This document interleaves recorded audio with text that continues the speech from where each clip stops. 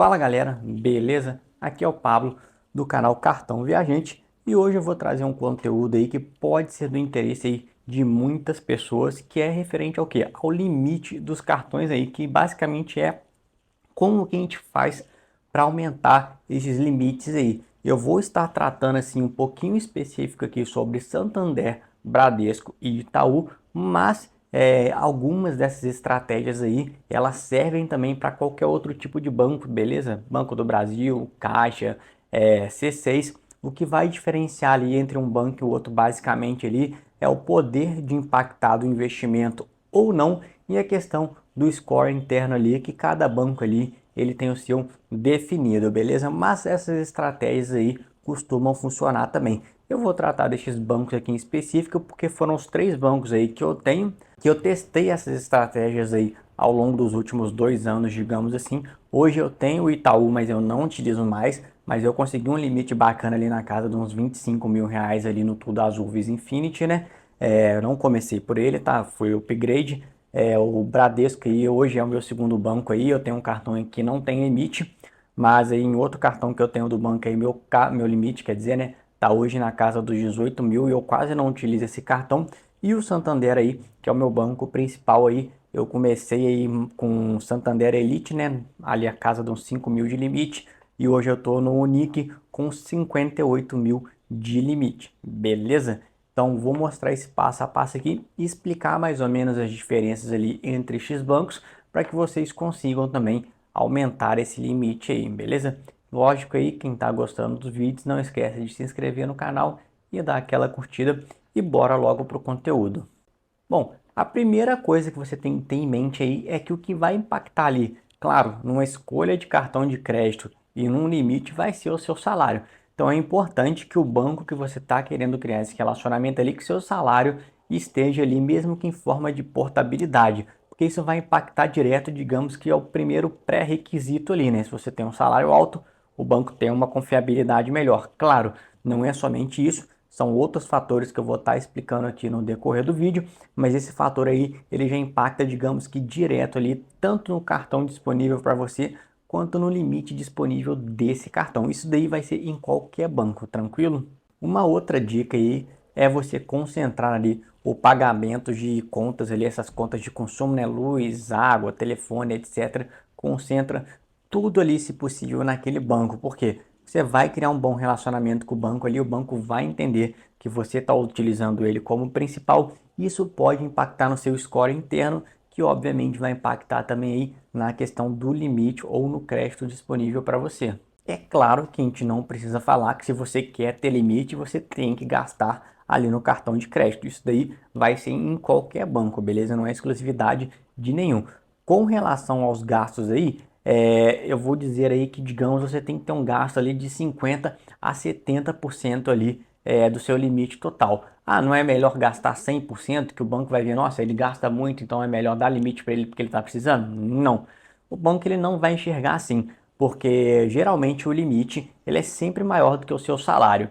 Então, se você está gastando ali 100% do seu limite, o banco passa a entender que você não tem um controle financeiro e que em algum momento aí você pode acabar dando um calote, digamos assim, no banco. Então, ele não vai enxergar com bons olhos aí se você está sempre utilizando 100% do seu limite. Vez ou outra, não tem problema, não vai causar esse transtorno, digamos assim, mas está gastando sempre ali próximo do seu limite máximo ali, o banco não vai ver isso com bons olhos. Então é bom você o quê? 50, 70% ali, isso em qualquer banco também, que o banco vai ver que você tem uma situação ali controlada, a questão de gasto ali que vai estar sempre sendo possível de pagar, isso sim irá impactar aí no seu limite, beleza? Agora, com relação ao pagamento aí das faturas, existe aí o pagamento automático, né, o débito automático, ou o pagamento que a gente faz manualmente aí. E tem também ali, quando a gente está precisando de limite, os bancos disponibilizam ali, você antecipa o pagamento da fatura, né?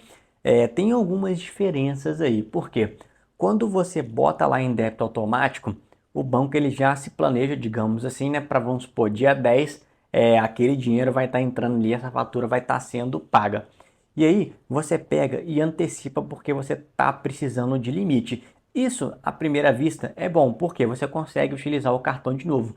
Mas para poder liberar limite de crédito aí, isso não é bom, porque a gente volta naquela questão ali que o banco pode entender isso como um descontrole financeiro. Por mais que você utilize ali e faça o pagamento da fatura normalmente, porque quando você está lá cadastrado em débito automático, antecipa um pagamento, o banco ele vai gerar, digamos assim, um crédito na sua fatura. Por quê? Porque ela está programada só para vencer lá no dia 10. Então é como se fosse um empréstimo, digamos assim. Claro, não há incidência de juros nem nada, mas o banco ali, ele costuma não ver isso com bons olhos. Então, assim, só antecipa a fatura ali se for um caso bem extremo mesmo, que você está precisando de limite, está precisando utilizar o cartão.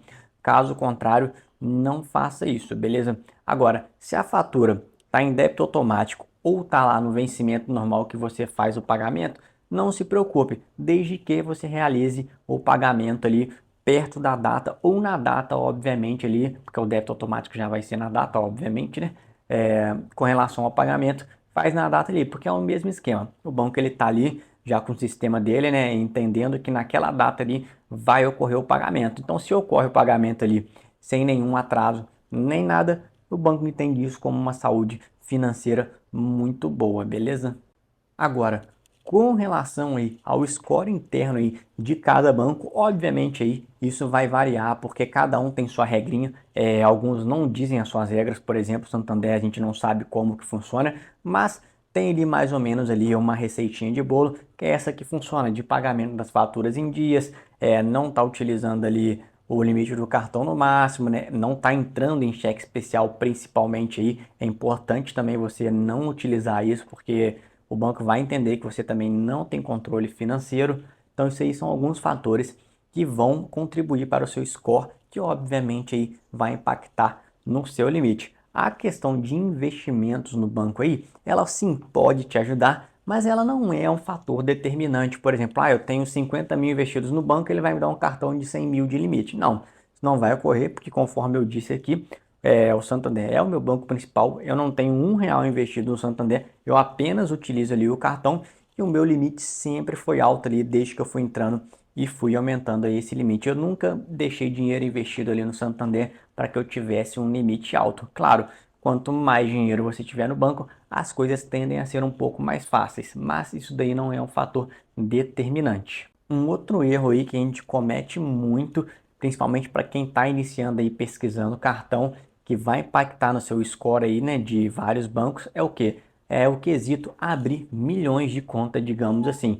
Você vai tentando cartão no banco A, B, C, D, E, até que alguém te dê um cartão. Isso parece inofensivo, porque eu não estou utilizando um cartão, não estou deixando dinheiro lá, não estou atrasando nada, mas cada abertura de conta dessa, ela vai gerar uma consulta ao seu CPF.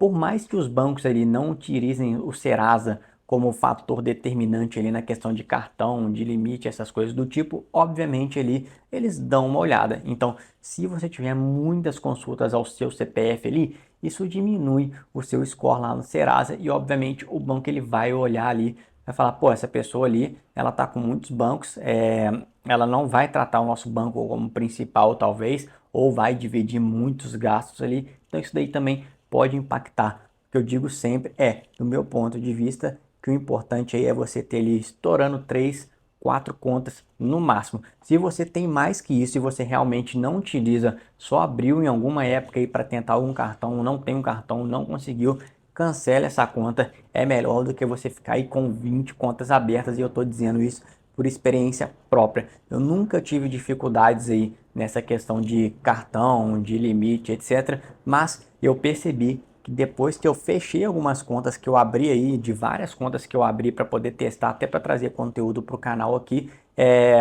a questão do limite aí dos bancos que eu tenho, né? Eles foram muito mais fáceis aí de serem aumentados, beleza?